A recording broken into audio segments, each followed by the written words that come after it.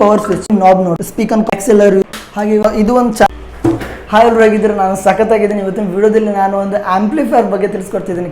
ತುಂಬ ಜನ ನನಗೆ ಮೆಸೇಜ್ ಮಾಡಿದ್ರು ಯೂಟ್ಯೂಬಲ್ಲಿ 2000 ವ್ಯಾಟೇಜ್ ಸ್ಪೀಕರ್ಗೆ ಒಂದು ಆಂಪ್ಲಿಫೈರ್ ಯಾವ್ದು ಸೆಟ್ ಆಗುತ್ತೆ, ಯಾವ್ದು ಒಳ್ಳೆ ಕಡಿಮೆ ರೇಟಲ್ಲಿ ಚೆನ್ನಾಗಿರುವಂಥ ಕ್ವಾಲಿಟಿ ಯಾವುದಿದೆ ಅಂತ ಕೇಳ್ತಾ ಇದ್ರು. ಸೊ ಅಂಥವ್ರಿಗೆ ಇಲ್ಲಿದೆ ಆಂಪ್ಲಿಫೈರ್. ಹಾಗೆ ಇದ್ರ ಮಾಡೆಲ್ V4000 dyanatech ಅಂತ.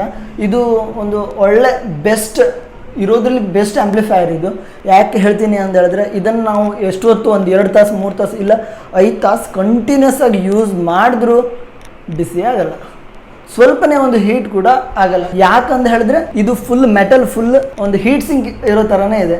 ಬೇಸಿಕ್ ಆಗಿ ಹೇಳಬೇಕು ಅಂತ ಹೇಳಿದ್ರೆ ನಮ್ಗೆ ಇಲ್ಲಿ ಮೇಲ್ ಇರೋದು ಪವರ್ ಸ್ವಿಚ್, ಆನ್ ಆಫ್ ಮಾಡೋ ಪವರ್ ಸ್ವಿಚ್. ಅದು ಬಿಟ್ಟರೆ ಇದರಲ್ಲಿ 2 ಚಾನಲ್ ಇರುತ್ತೆ, ಒಂದು A ಚಾನಲ್ ಒಂದು B ಚಾನಲ್ ಅಂತ, ಇಲ್ಲ ಚಾನಲ್ 1 ಚಾನಲ್ 2 ಅಂತ. ನಾವು ಇದನ್ನು ಆಲ್ ಇನ್ ನಾಬ್ ನೋಡ್ಬೋದು, ನೋಡ್ತಾ ಇದ್ದೀರಲ್ಲ. ಹಾಗೆ ನಮ್ಗೆ ಇಲ್ಲಿ ಪ್ರೊಟೆಕ್ಟ್ ಲೈಟ್ಸ್ ಮತ್ತೆ ಪ್ಯಾರಲಲ್ ಆಗಿರೋದು ನಾವು ಕನೆಕ್ಷನ್ ಕೊಡೋದು, ಮತ್ತೆ ಸ್ಟಿರಿಯೋ ಮತ್ತೆ ಬ್ರಿಡ್ಜ್ ಒಂದು ಬರುತ್ತೆ, 3 ಕನೆಕ್ಷನ್ ಅಂತ ಬರುತ್ತೆ. ಹಾಗೆ ನಾವು ಇಲ್ಲಿ ಇರೋದು ಲಿಮಿಟ್ ಸ್ವಿಚ್. ಹಾಗೆ ನೀವು ಈ ಟೋಟಲಿ ಬಾಡಿ ನೋಡ್ಬೋದು, ಇದು ಒಂಥರ ಹೀಟ್ ಸಿಂಕ್ ತರ.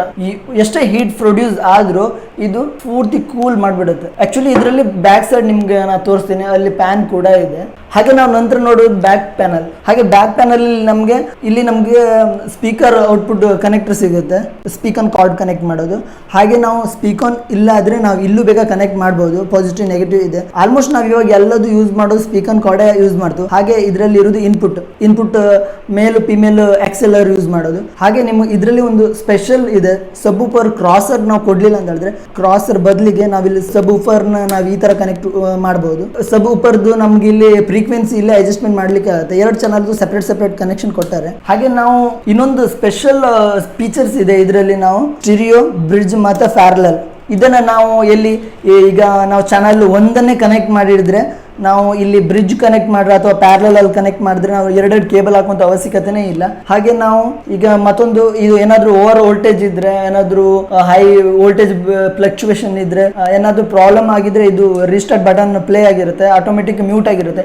ಇದಕ್ಕೆ ದೊಡ್ಡದಾಗಿ ಹೇಳ್ಬೇಕಂದ್ರೆ ಈ ಕೂಲಿಂಗ್ ಸಿಸ್ಟಮ್ದು ಯಾವ ತರ ಅಂತ ಹೇಳಿದ್ರೆ, ನಾವಿಲ್ಲಿ 2 ಪ್ಯಾನ್ ನೋಡ್ಬೋದು. ಈ ಪ್ಯಾನ್ ಇಂದನೇ ತುಂಬಾ ಕೂಲ್ ಆಗಿರುತ್ತೆ. ಇದು ಮಸ್ಟ್ ಬಿ ನಾವು ಇದು ನೋಡ್ಲೇಬೇಕು, ಯಾಕಂದ್ರೆ ಪ್ಯಾನ್ ಏನಾದ್ರು ಡ್ಯಾಮೇಜ್ ಆಗಿದ್ರೆ ಸಿಸ್ಟಮ್ ಹೀಟ್ ಆಗೋ ಚಾನ್ಸಸ್ ಜಾಸ್ತಿ ಇರುತ್ತೆ. ಅದಕ್ಕೋಸ್ಕರ ನಾವು ಪ್ಯಾನ್ ಅನ್ನಂತೂ ಪ್ರತಿ ಸಲ ಯೂಸ್ ಮಾಡೋಕ್ಕಿಂತ ಮೊದಲು ಎಲ್ಲ ಆಂಪ್ಲಿಫೈರ್ ಪ್ಯಾನ್ ವರ್ಕ್ ಇದೆಯಾ ಅಂತ ಮೊದಲು ನೋಡ್ಕೊಳ್ಬೇಕು. ಹಾಗೆ ನಾವು ಇದನ್ನ ಆಂಪ್ಲಿಫೈರ್ ಮೊದಲು ಸ್ಟಾರ್ಟ್ ಮಾಡೋಣ. ಹಾಗೆ ನಾನು ಇದನ್ನ ಸ್ವಿಚ್ ಇಲ್ಲಿ ಕನೆಕ್ಟ್ ಮಾಡ್ತಾ ಇದ್ದೀನಿ. ಹಾಗೆ ಇವಾಗ ನಾನು ಪವರ್ ಬಟನ್ ಆನ್ ಮಾಡಿದ್ದೆ. ಹಾಗೆ ನೀವು ಇಲ್ಲಿ ಆಲ್ ಇನ್ ನಾಬ್ ನೋಡ್ಬೋದು. ಇವಾಗ ಸೌಂಡ್ ನಿಮ್ಗೆ ಕೇಳಿಸ್ತಿದೆಯಾ? ಫುಲ್ ಫ್ಯಾನ್ ವರ್ಕಿಂಗ್ ಆಗಿದೆ.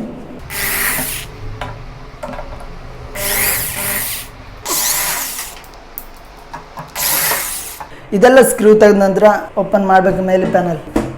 ಹಿಂದ್ಗಡೆ ಅದೊಂದು ಅದೇ. ಹಾಗೆ ನಾವು ಹಿಂದ್ಗಡೆ ನಟ್ಟು ಮತ್ತು ಪೂರ್ತಿ ಸ್ಕ್ರೀವ್ಸ್ ಎಲ್ಲ ರಿಮೂವ್ ಮಾಡಿದ್ರ ಮೇಲೆ ಪ್ಯಾನಲ್ ನಿಧಾನ ತೆಗೆ.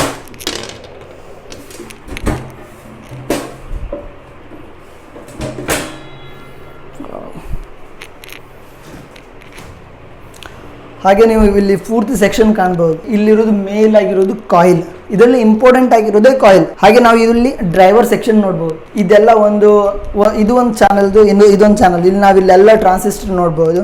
ಇವೆಲ್ಲ ಆಡಿಯೋ ಟ್ರಾನ್ಸಿಸ್ಟರ್. ಇದು ಇಲ್ಲಿ ಬರುವಂಥ ಸಪ್ಲೈ ಕರೆಂಟ್ ಇದೆಯಲ್ಲ, ಇದಕ್ಕೆ ಡ್ರೈವರ್ ಸೆಕ್ಷನ್ಗಷ್ಟು ಕಳಿಸ್ಕೊಟ್ಟು ಅಲ್ಲಿಂದನೇ ಈಚೆಗೆ ಎಷ್ಟು ವೋಲ್ಟೇಜ್ ಬೇಕೋ ಅಷ್ಟನ್ನು ಸಪ್ಲೈ ಮಾಡುತ್ತೆ.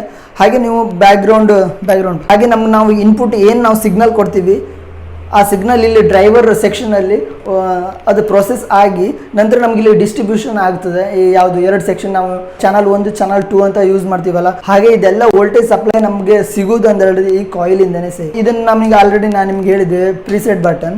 ಹಾಗೆ ನಿಮಗೆ ಈ ವಿಡಿಯೋ ಇಷ್ಟ ಆದರೆ ಪ್ಲೀಸ್ ಲೈಕ್ ಮಾಡಿ. ಹಾಗೆ ನಿಮ್ಗೆ ಯಾರು ಯೂಸ್ ಅನಿಸುತ್ತೆ ಅಂಥ ಸ್ನೇಹಿತರಿಗೆ ಶೇರ್ ಮಾಡಿ.